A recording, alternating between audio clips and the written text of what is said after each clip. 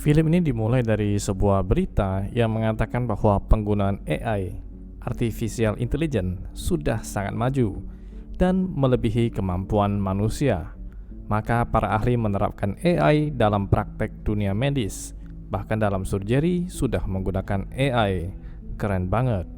Lalu tampaklah seorang pemuda berlari menyampaikan surat bahwa Kementerian Kesehatan tidak menyetujuinya. Kemudian film keren ini dimulai lagi dari percakapan seorang programmer yang bernama Kiryu Kosuke dan Satoru yang mengatakan untuk tidak menuruti peraturan menteri tadi. Mungkin AI bisa mencari obat menyembuhkan kanker istrinya. Di akhir hidup, sang istri pun berpesan kepada suaminya, semoga kelak AI ini bisa diterapkan untuk membantu banyak orang yang sedang menderita sakit. Berkat itulah Kiryu berusaha mengembangkan AI ini bertahun-tahun dan mendirikan perusahaan bernama Hope, yaitu AI yang penanganan medis. Dan tak lama kemudian perkembangan teknologi AI sudah diterapkan dalam semua aspek kehidupan, mulai dari mobil, AC, semua menggunakan AI, sehingga tenaga kerja manusia mulai tergeserkan, sehingga PHK dan demo memboikot AI adalah hal yang lumrah terjadi. Banyak orang mulai merasa manfaat kesehatan dari AI, seperti deteksi penyakit jantung dini, deteksi penyakit kanker dini, dan hampir semua orang sangat tergantung kepada AI ini, dan semua data terkoneksi ke cloud. Ya, terhubung semuanya ke internet.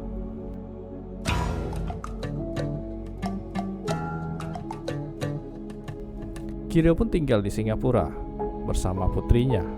Namun setelah mendapatkan email dari temannya yang mengatakan bahwa AI yang dia rancang sudah diakui pemerintah dan akan menerima penghargaan dari Perdana Menteri, serta diundang untuk menghadiri grand opening pusat server data AI baru.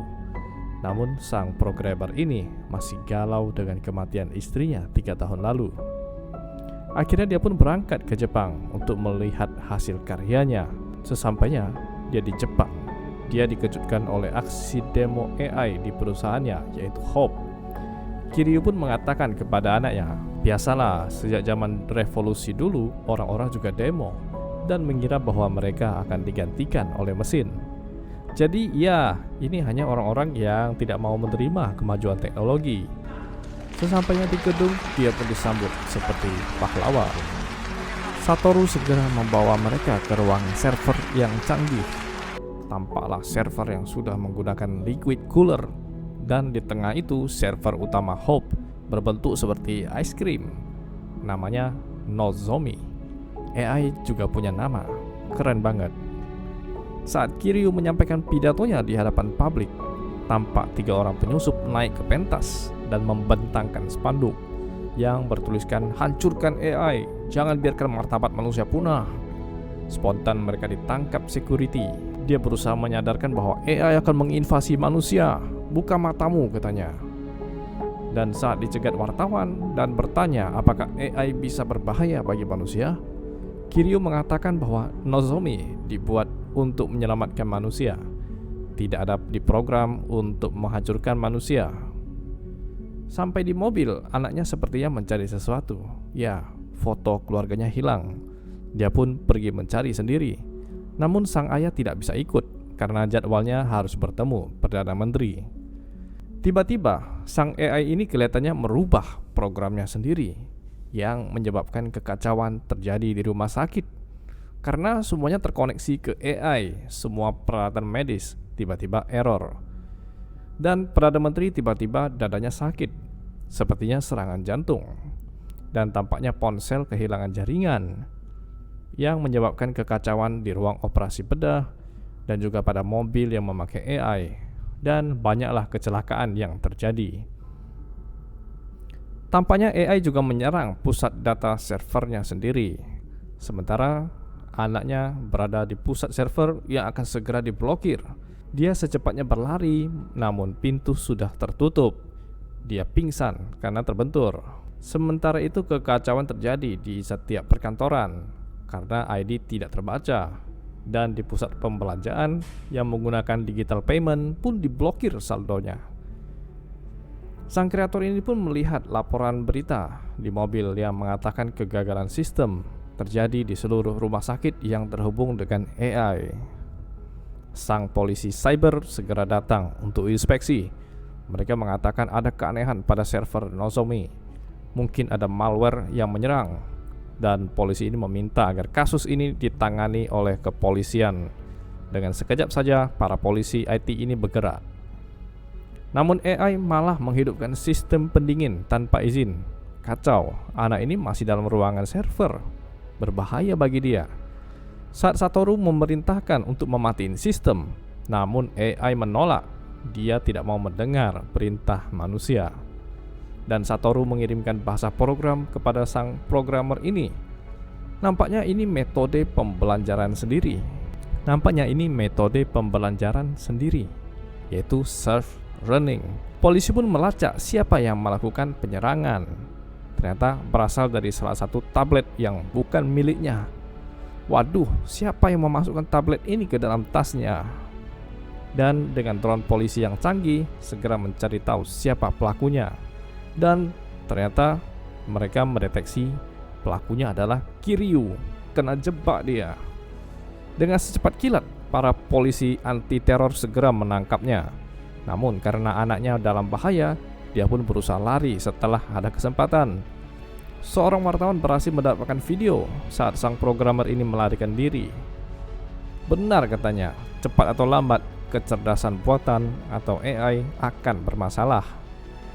Sesampai di markas cybercrime polisi, mereka rupanya ada AI juga, diberi nama Hyakume, dan segera mendeteksi di mana tersangka utama. Sebelumnya langsung melapor ada 5.324 pelanggar peraturan yang ditemukan AI polisi ini. Keren banget. Duh, kalau di negara kita ada AI-nya, mungkin bisa lebih jutaan orang yang melanggar hukum. Oke, kembali ke film. Dan sebentar saja sudah ketemu tersangka utama. Saat melihat TV, ada breaking news mengatakan sudah 10.000 korban AI dan Perdana Menteri meninggal dunia karena tidak bisa mengaktifkan AI untuk operasi dan meninggal karena kesalahan operasi manual. Bahkan AI polisi bisa memprediksi larinya kemana. Maka diterjunkan polisi ke sana. Ternyata AI polisi bisa melacak dari semua kamera milik pribadi asal terhubung ke internet. Bahkan kamera HP kita pun bisa AI ini melihatnya. Sang jenius ini tentu saja bisa melarikan diri dan mengganti pakaiannya. AI pun mengganti model CCTV-nya menjadi model 3D dan sangat cepat dia bisa terdeteksi. Bahkan saat dia lari ke bawah tanah pun AI ini bisa mendeteksi dari gerakan langkah kakinya karena membawa tablet. Di ruang kendali, tampak AI Nozomi mulai melakukan pembelajaran pada tingkah laku manusia. Kiryu pun menelpon Satoru untuk mencari tahu apa yang terjadi. Dan kekhawatiran ini pun terjadi. Katanya ketika merancang AI, dia memberi kode amati perintah manusia, hargai hidup manusia. Tapi seseorang telah menghapus program ini yang menyebabkan AI ini hilang kendali. Dan ini bisa berakibat membunuh manusia katanya. Jadi sangat berbahaya AI ini bila lepas kendali. Ini jelas ada dalangnya. AI ini sedang mempelajari metode untuk mengeliminasi manusia, seperti Thanos mungkin. Dan cara menghentikannya hanya dengan menulis ulang programnya. Tapi cara ini tidak bisa dilakukan oleh programmer dalam satu hari. Bisa memakan waktu lebih dari 2 bulan. Tim polisi sudah sampai di lokasi dan melepaskan drone canggih yang hanya sebesar lebah. Untungnya berhasil dihancurkan dan dia pun segera kabur. Polisi senior ini marah dengan kelakuan tim cybercrime yang sudah kelewatan. Tanpa izin bisa meretas semua sistem dan bisa memata-matai siapapun. Ini namanya kita sudah kehilangan privasi. Polisi senior ini pun langsung mencari Kosuke ke pusat server Hope, yaitu di Sendai. Kiryu berhasil kabur dengan kapal Roro. Begitu juga dengan polisi ini pun sudah sampai di kapal Roro. Pinter banget polisi tua ini. Dia pun segera memprogram dengan laptopnya. Namun begitu laptop menyala, dia pun langsung terdeteksi posisinya. Dengan cepat, polisi segera mengejarnya dengan helikopter. Dan dalam kapal, polisi senior ini cepat mengejarnya dan terjadi aksi kejar-kejaran. Sampai ke atas dek, polisi senior ini berusaha menenangkannya, tetapi helikopter datang dan sniper pun segera menembaknya. Kosuke mengambil life jacket lalu terjun ke laut. Beruntung dia ditemukan oleh seorang nelayan yang merasa terhutang budi dengan AI. Dia pun meminjamkan mobil kepadanya. Beruntung banget. Sementara itu di seluruh penjuru kota sedang terjadi chaos, demo, penjarahan, perampokan terjadi di mana-mana. Sang polisi senior beserta asistennya ternyata menemukan data dari Kiryu Kosuke yang menuju ke rumah spiral. Maka mereka pun langsung ke sana. Dan memang benar sang programmer ini berada di sana untuk memperbaiki programnya. Satoru pun datang membawakan peralatan, baju ganti, dan makanan untuknya. Katanya hanya butuh 30 menit untuk menulis ulang programnya. Namun sang AI lepas kendali ini ternyata telah selesai menganalisa eliminasi manusia. AI ini memutuskan siapa yang layak mati. Ini namanya pembantaian manusia. Dan muncul perkiraan waktu pembantaiannya, yaitu tinggal 6 jam lagi. Semakin seru kan? Ternyata mereka menemukan seseorang menanamkan backdoor kepada server. Dari rekaman itu ternyata Satoru. Polisi pun datang dengan cepat. Satoru bilang dia hanya melakukan pemeriksaan dan tidak melakukan apapun. Polisi segera menembak, Satoru pun menolong dan menjadi tameng. Kiryu akhirnya diberikan alat navigasi untuk menuju server di Sendai. Dan dia akhirnya ditembak polisi anti teror ini. Dan sebelum menghembuskan nafas terakhir, dia membisikkan pelakunya kepada polisi senior. Terjadilah tembak-menembak di jalanan yang mengakibatkan mobil SUV terjatuh dan meledak. Namun mayatnya tidak ditemukan. Ternyata setelah dideteksi, mobil ini adalah AI yang supirnya hanyalah hologram. Keren banget, hebat sekali, dia kabur lagi dari polisi. AI polisi ini pun kemudian mendeteksi ada lagi yang mirip secara baju, gerakan. Maka mereka pun segera menangkap orang tersebut. Ternyata, meleset. Dan AI ini menemukan lagi. Namun setelah diciduk, salah lagi. Dan AI ini ternyata semakin error. Banyak sekali orang model seperti itu. Kiryu pun berhasil sampai pada gedung Hope dengan alat pemberian Satoru. Namun belum sempat ke server, dia dicegat oleh polisi cybercrime ini karena Kiryu telah meretas AI polisi dan membuatnya error. Sebelum dia ditangkap, Kiryu Kosuke mengatakan, "Bukan aku dalangnya, aku punya bukti." Ternyata Satoru dijebak dengan mengatakan bahwa AI Nozomi terinfeksi malware. Namun yang diberikan itu bukan detektor malware, tapi sebuah kode untuk membuat AI Nozomi lepas kendali. Satoru dijebak oleh seseorang yang sangat dia percayai, yaitu Anda, Sakuraba. Kamu teroris sejati yang menjebak kita semua. Dan polisi senior datang mengatakan bahwa dia juga memberitahu nama yang sama. Polisi cantik ini pun mengatakan bahwa karena tidak bisa dapat data dari server Nozomi, maka dia merebut secara paksa demi AI Hyakume yang dia kembangkan. Namun tentu saja dia membantah apa yang disampaikan oleh mereka. Dan Kiryu bertanya kepadanya, "Mengapa kamu ingin membuat AI mengeliminasi manusia?" Dia pun memerintahkan untuk mematikan CCTV karena dia tidak ingin dipantau.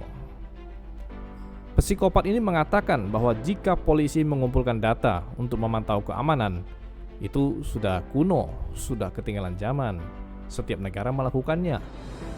Negara kita sekarang dalam sekarat. Orang yang pengangguran bisa dilenyapkan saja. Hanya orang yang produktif yang dapat bertahan hidup. Negara ini lagi krisis. Tidak perlu merawat orang tua dan orang sakit seumur hidup yang memakan banyak biaya. Bahkan rehabilitasi penjahat itu tidak dibutuhkan. Jadi AI baru saya akan mendesain ulang masyarakat ini. Jadi biarlah AI yang memutuskan siapa yang layak hidup. Namun ternyata Kiryu Genius ini pun merubah sistem AI polisi. Dan perkataan tadi sudah disiarkan ke seluruh dunia. Luar biasa. Dia pun segera diamankan polisi senior. Dan Kiryu segera ke server pusat untuk menolong anaknya. Dan dengan kodenya yang ditayangkan dari proyektor, dibantu oleh cermin dan diarahkan ke kamera AI. Dan syukurlah AI ini segera sadar dan melakukan restart, dan dia pun segera tersadar dan ingat pertama kali dia diciptakan oleh para programmer ini, dan putrinya berhasil diselamatkan. Kebenaran pun terungkap. Ternyata polisi psikopat ini bersekongkol dengan wakil Perdana Menteri. Ya, ada permainan politik biasanya.